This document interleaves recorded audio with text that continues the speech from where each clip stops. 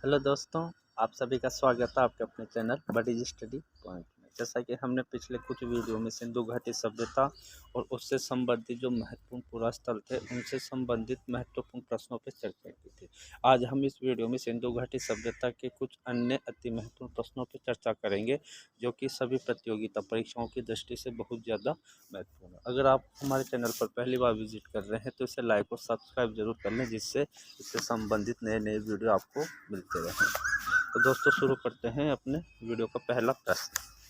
सिंधु घाटी सभ्यता का जो समाज था वो कैसा था? तो दोस्तों, सिंधु घाटी सभ्यता का जो समाज था वो मात्र सत्तात्मक था। अगला प्रश्न, सिंधु घाटी सभ्यता के लोगों की मुख्य खाद्यान्न फसलें कौन सी थी? दोस्तों, सिंधु घाटी सभ्यता के जो लोगों की मुख्य खाद्यान्न फसलें थी वो गेहूं और जौ हुआ करती थी।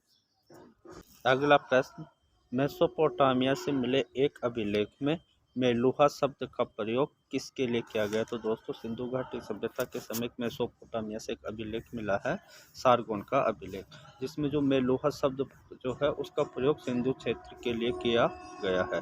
और इस अभिलेख में मेलुहा, मगन और तिलमुन शब्दों का उल्लेख हुआ है, क्योंकि इसमें मेलुहा शब्द सिंधु घाटी सभ्यता के लिए, सिंधु क्षेत्र के लिए, जबकि मगन जो शब्द है वो बलूचिस्तान में जो मकरान तट है उसके लिए किया गया है, जबकि जो तिलमुन जो शब्द है इसका प्रयोग बहरीन के लिए किया गया है।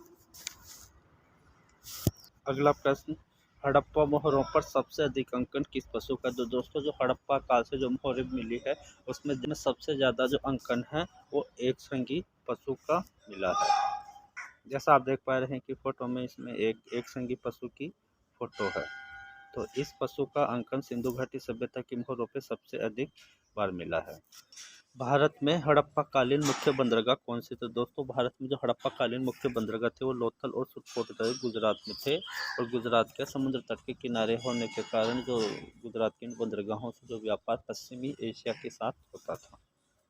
हड़प्पा सभ्यता में सर्वाधिक संख्या में किस प्रजाति के लोग निवास करते थे? दोस्तों, हड़प्पा सभ्यता में सबसे अधिक संख्या में भूमध्य सागरीय जो प्रजाति थी इस जाति के लोग निवास करते थे। सिंधु घाटी सभ्यता में जो है अल्पाइन, भूमध्य सागरीय, प्रोटोआस्ट्रेलाइड और मंगोलैंड प्रजाति के लोग निवास करते थे, लेकिन इनमें सबसे ज्यादा भूमध्य सागरीय प्रजाति के लोग निवास करते थे। अगला प्रश्न, सिंधु घाटी सभ्यता में सबसे पवित्र पशु कौन सा था? तो दोस्तों, सिंधु घाटी सभ्यता में जो सबसे पवित्र पशु था वो कुबड़ वाला बैल था।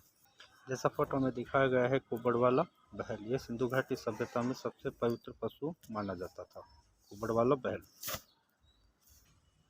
अगला प्रश्न, सिंधु घाटी सभ्यता में अग्निकुंड के साक्ष्य कहाँ से मिले? तो दोस्तों, सिंधु घाटी सभ्यता में अग्निकुंड के साक्ष्य जो है कालीबंगा और लोथल से मिले हैं, जिससे पता चलता था कि सिंधु घाटी सभ्यता में यज्ञ विधान कार्य संपन्न करवाए जाते थे।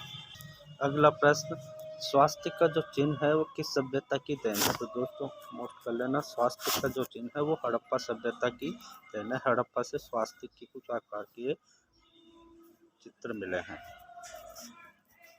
हड़प्पा सभ्यता में स्वास्तिक, चक्र और सूर्य की पूजा की जाती थी। ये ध्यान रखना दोस्तों, हड़प्पा सभ्यता में स्वास्तिक, चक्र और सूर्य की पूजा की जाती थी। अगला प्रश्न, सिंधु घाटी सभ्यता की जो लिपि थी वो कैसी थी? दोस्तों, सिंधु घाटी सभ्यता की जो लिपि थी वो भाव चित्रात्मक थी, जिसको भावों से प्रकट किया जाता था। इसे पिक्टोग्राफ भी कहते हैं। अब सिंधु घाटी सभ्यता की जो लिपि थी इसमें 64 मूल चिन्ह हैं, जबकि इसमें अक्षर जो थे वो 250 से 400 थे, और यह लिपि जो थी दाईं ओर से बाईं ओर लिखी जाती थी। और जो हड़प्पा की जो लिपि थी इसके सबसे पुराने नमूने 1853 में मिल गए थे, लेकिन ये पूरी तरह से प्रकाश में 1923 में। लेकिन सिंधु घाटी सभ्यता में जो लिपि मिली वो अभी तक पढ़ी नहीं गई, इसलिए सिंधु घाटी सभ्यता को जो है आद्य ऐतिहासिक काल की संज्ञा दी जाती है। हड़प्पा से जो लिपि मिली है उसमें अंग्रेजी के यू आकार का सबसे अधिक बार प्रयोग हुआ है, जबकि चित्रों में मछली का जो चित्र है उसका सबसे अधिक बार प्रयोग हुआ है। तो दोस्तों, ध्यान रखना, सिंधु घाटी सभ्यता की लिपि बहुत चित्रात्मक थी, 64 मूल चिन्ह थे, दाईं ओर से बाईं ओर लिखी जाती थी, 250 से 400 के बीच में इसमें अक्षर पाए गए हैं, जिसमें सबसे अधिक बार अंग्रेजी के यू अक्षर का प्रयोग हुआ है, जबकि चित्रों में सबसे अधिक बार मछली का चित्र का प्रयोग हुआ है। बढ़ते हैं अगले प्रश्न की ओर। Very most question. भारत में स्थित सिंधु घाटी सभ्यता का सबसे बड़ा स्थल कौन सा है? तो दोस्तों भारत में स्थित सिंधु घाटी सभ्यता का सबसे बड़ा स्थल जो है वो राखी गढ़ी, और राखी गढ़ी हरियाणा के हिसार जिले में स्थित है। इसकी खोज 1963 में की गई थी, लेकिन इसका जो विस्तृत उत्खनन किया गया था 1997 और 99 के बीच में अमरेंद्र नाथ के द्वारा किया गया था।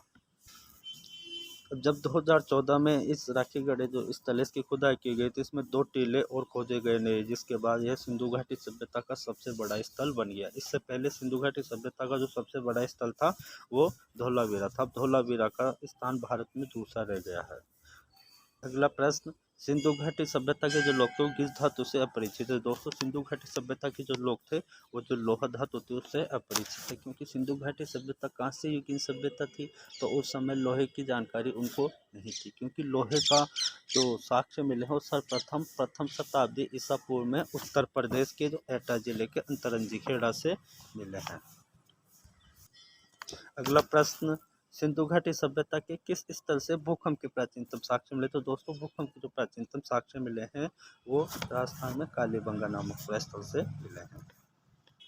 अगला प्रश्न, मोस्ट क्वेश्चंस ध्यान रखना कि सिंधु घाटी सभ्यता का कौन सा पूरा स्थल है जहां से मालिक के साथ कुत्ते को दफनाए जाने के प्रमाण मिले हैं? तो दोस्तों यह प्रमाण जो है रोपड़ से मिले हैं, और इसी प्रकार के जो प्रमाण हो नवपाषाण काल में बुर्जोहोम कश्मीर से भी मिले हैं, जहां बुर्जोहोम कश्मीर में भी मालिक के साथ कुत्ते को दफनाया जाता था। अगला प्रश्न, सिंधु घाटी सभ्यता के पाकिस्तान में कौन कौन से स्थल पाए गए हैं? दोस्तों ये वेरी इंपॉर्टेंट क्वेश्चन है, क्योंकि हर प्रतियोगिता परीक्षा में पूछा जाता है कि इनमें से कौन सा पूरा स्थल है जो पाकिस्तान में नहीं है, कौन सा पूरा स्थल है जो पाकिस्तान में स्थित है। तो दोस्तों सिंधु घाटी सभ्यता के जो पूरा स्थल पाकिस्तान में पाए गए वो 3 जगह से मिले हैं, पंजाब, सिंध और बलूचिस्तान। पाकिस्तान के पंजाब से जो स्थल मिले हैं वो हड़प्पा, रहमान डेरी, जलीलपुर, जबकि सिंध से जो मिले हैं वो मोहनजोदड़ो, चनूतड़ो, कोटिजी और जुदीदड़ो है, जबकि बलूचिस्तान से मिले हैं सुदका कोर, सुदका गेंडर और बालाकोट। तो ध्यान रखना दोस्तों, बहुत ही महत्वपूर्ण प्रश्न है, क्योंकि हर प्रतियोगिता परीक्षा में इसमें से एक प्रश्न जरूर आता है।